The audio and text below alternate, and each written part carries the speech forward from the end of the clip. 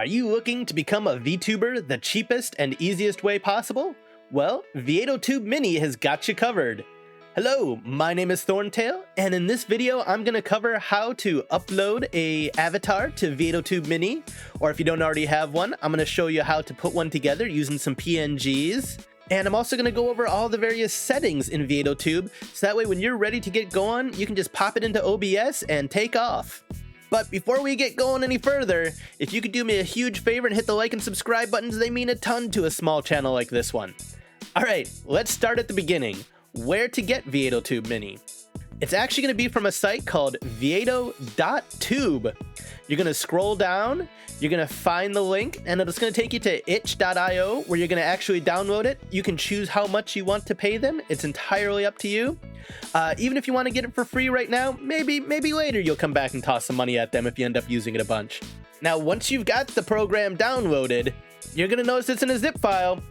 Don't be the dummy who tries to run it from the zip file. Extract it first. Extract it, then you can run it. And once you do have it running, you're going to notice that there is a screaming deer on the screen whenever you talk. And if your deer isn't screaming, we're going to take care of that setting first. Click on the little microphone on the left side of the screen and select your mic from the list that'll pop up. Hopefully your deer is screaming now, because that's going to be important to kind of test some of the future settings. Alright, now there's two ways to get an avatar into Veadotube. There's the easy way, which is if you already have an avatar. For example, if you had commissioned one, or I don't know, maybe you happened to buy one off my Etsy page. Link also down in the description below. The other way is to put one together using individual PNGTubers in Veadotube. We're going to start with the easy way, just assuming that you already have one. And that is as simple as clicking on the open folder over here. And you're going to navigate to the avatar that you want to add. And it'll take a second. It'll freeze up a little bit. But as it's loading, boom! There we go. Now we have an orc instead of a screaming deer. I'm going to get to the way to set up your own PNGTuber using individual PNGs in just a moment. But first of all, let me go through some of the settings that we have at the top of the screen. We've got the closed mouth, open image is the top image. Then we have open mouth, open eyes. Then closed eyes, both closed mouth and open mouth. So the closed eyes are for when your avatar blinks. That's just going to happen naturally. It's not something you program in. You don't need to worry about it. Now, what's more interesting are these three little kind of people off to the side next to your avatars. They are going to change what your different settings are. For example, the first one is how your avatar will move when you're not talking.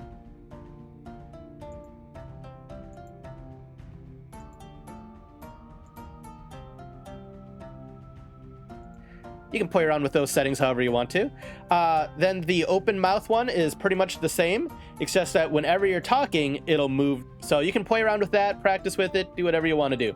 All right, now the third one is when you're transitioning from mouth closed to mouth open, that's the animation that's going to play. So like if I'm quiet and then I talk, you'll see that, boom, it'll jump. That's all that one really is. All right, we'll go over the rest of the settings after I show you how to upload individual PNGs to create your own PNGTuber in Veadotube.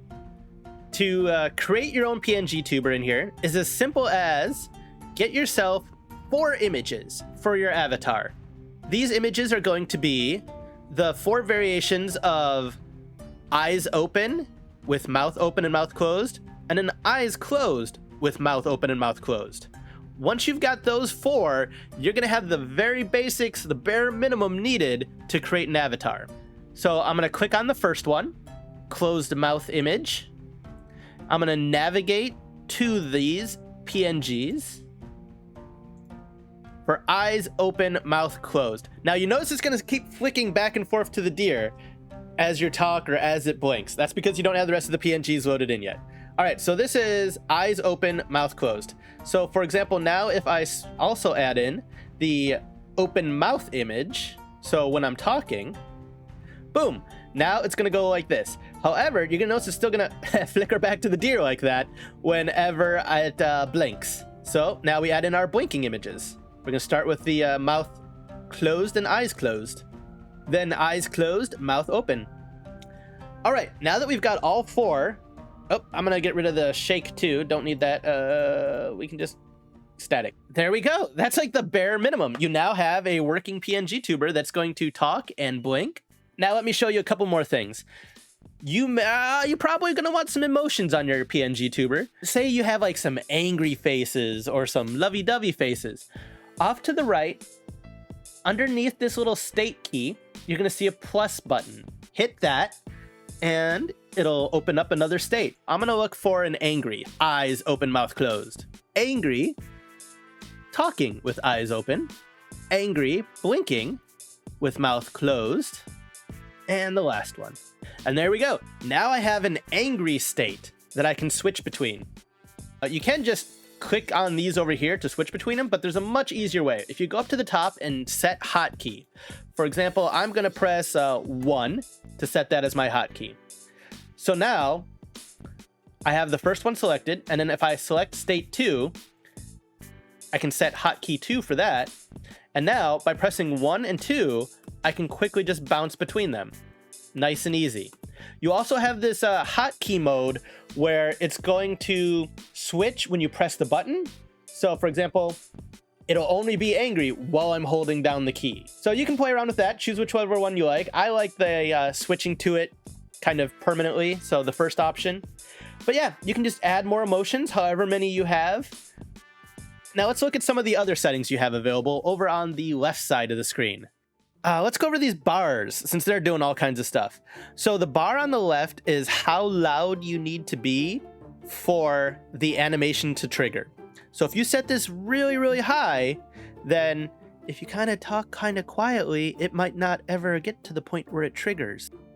So depending on how you have your mic set up and how loud you want to be, etc., you can kind of pick that somewhere, you know, this is probably a good spot so that you have a little bit of animation. Now, the one on the right is a little bit more unique. So the one on the right, the lower it is, the longer your mouth stays open after you make a sound. So if you talk constantly, and even if you have a little bit of a break, it's going to keep the mouth open. Now, if you want to have it be a little bit more yappy, you move it towards the top. So if you move it all the way to the top, every time there's not a sound being made, the mouth instantly closes. That gets a little bit distracting, so I like to have it maybe just a little bit lower than that. I like to have it right about here so that when I'm constantly talking, it stays open, but as soon as there's even a little bit of a break, the mouth closes right away. So somewhere in about here.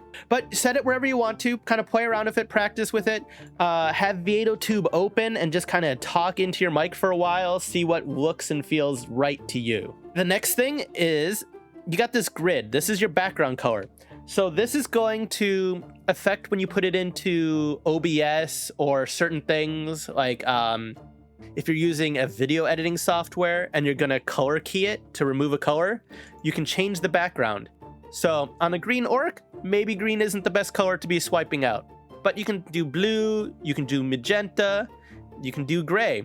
Now with gray, the cool thing with OBS is if you set your OBS to transparency allowed, then this gray is just gonna disappear completely. Now, you may be thinking, there's a lot of UI here. How do I get rid of the UI? Well, that's actually super easy. Anytime you're not on Veadotube Mini and have the mouse moving around in Veadotube Mini space, so for example, if you tab out or if you even just move your mouse off Veadotube Mini, all the UI goes away. So if you're in OBS or if you're playing a game and Veadotube Mini isn't on top, then you're fine. But yeah, that is the basics of how to use Veadotube Mini.